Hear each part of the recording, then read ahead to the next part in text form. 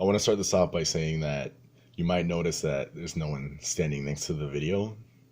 That's on purpose because I'm away on trip. So if at any point you decide that you've seen enough and you get up and walk away, I don't care. I'm not there to see it. So you do you.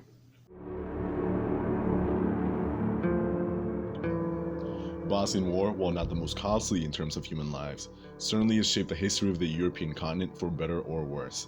With 100,000 dead and 2 to 3 million displaced, the Bosnian War reminded Europe that genocide was no longer a faraway occurrence and could happen very much close to home. This video will explore how the war began and also how Canada was involved. Historically, the Balkans have been one of the most ethnically diverse areas of Europe, serving as a crossroads for the old European monarchies and Arabian caliphates. The region is, to this day, a mix of Christian and Muslim ethnic groups that have coexisted for centuries.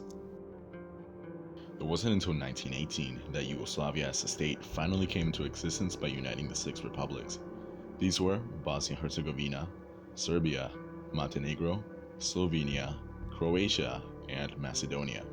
First, it was a kingdom, then a fascist government under influence from Nazi Germany, to a communist revolutionary government led by the dictator Josip Broz Tito.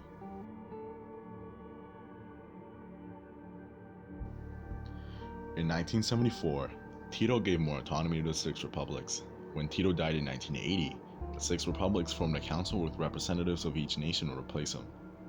They hoped to maintain the federation and hide the fact that Tito had passed away, but an economic depression in the late 80s revealed this fact to the public. Without Tito to quell nationalism, rivalries between Serbians and Croatians began. People started to blame minorities in their countries for the economic depression, and nationalism began to flare up. In order to avoid the oncoming storm, the republics of Croatia, Slovenia, and Bosnia began to call for independence from Yugoslavia. Serbia, which had been the political capital of Yugoslavia, attempted to maintain the federation, first through politics, then by force.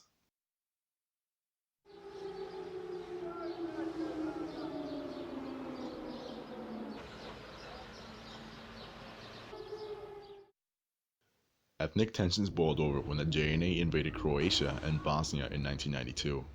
At this point, Bosnian Serbs had taken up arms and began a siege on the largest city in Bosnia, Sarajevo. Aided by the JNA and bolstered by illegal weapons, the Serbs began to take large swaths of territory in Bosnia, killing or exiling locals for not being Serbians.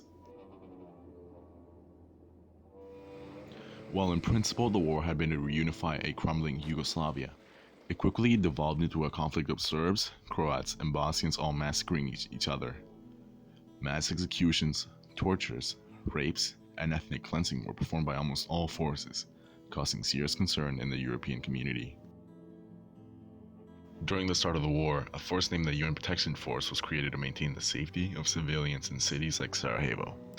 As part of the United Nations, Canada provided soldiers and supplies for civilians, but sadly was also involved in various skirmishes and battles.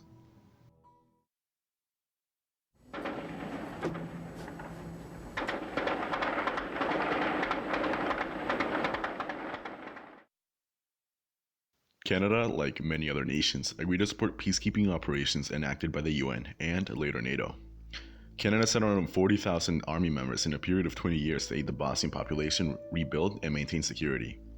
Toy and food drives back in Canada helped civilians in serious times of need, as well as help rebuild villages and homes.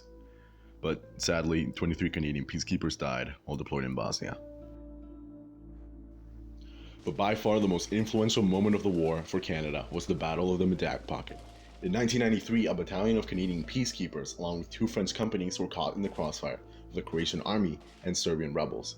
The battle lasted over 15 hours, in which the Croatian army directly attacked Canadians waiting out the battle. 4 Canadians were wounded and 2 French vehicles were lost. It was later discovered that Croatians had captured and cleansed some villages during the battle. All the while, the Canadians couldn't stop it. This was the first time that Canadians had fought since the Korean War.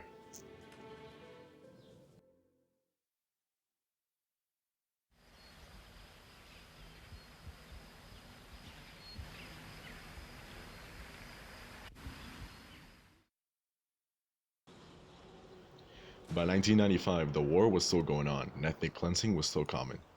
Even though the UN Protection Force did everything in its power to stop the cleansing, it was useless. Peace proposals were offered like the Van Soen Plan, but all were shot down by the Serbians, who up to this point were winning the war. Even as all sides massacred thousands of civilians, the UN stood by. The final straw came in 1995, when Serbian forces, who realized that the UN were doing next to nothing, stormed the safe haven of Srebrenica and executed around 8,000 civilians. However, it would be NATO, not the UN, that would respond to this. NATO started bombing Serbian rebels across Bosnia, killing important leaders and suppliers in the process.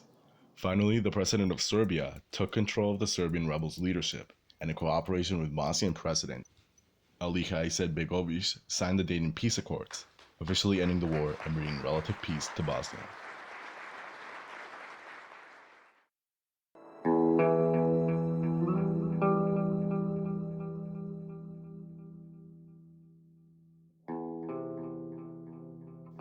In the following years, a few insurgencies still stood even after the peace treaty was enacted by the UN. In 1995, a new force replaced the UN Protection Force, called IFOR, which began security operations and building projects to help the Bosnian people recover. Canada sent 1,047 soldiers to help IFOR, including a tank company, a reconnaissance squad, an engineering squad, and a quote-unquote command element.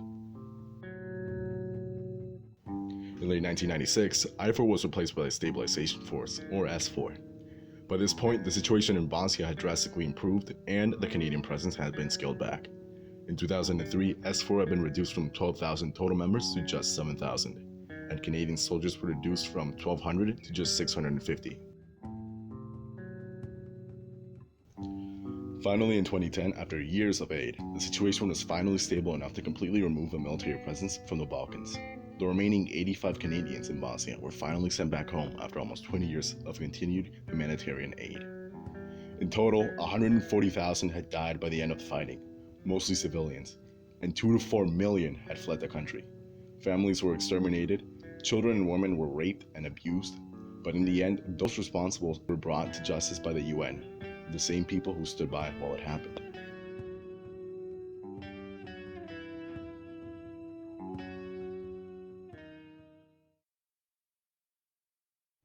The Bosnian War was a very dark chapter in the history of Europe, where a lot of unthinkable things did happen. It isn't really talked about that much, so that's why I chose it as my subject, and I hope you enjoyed.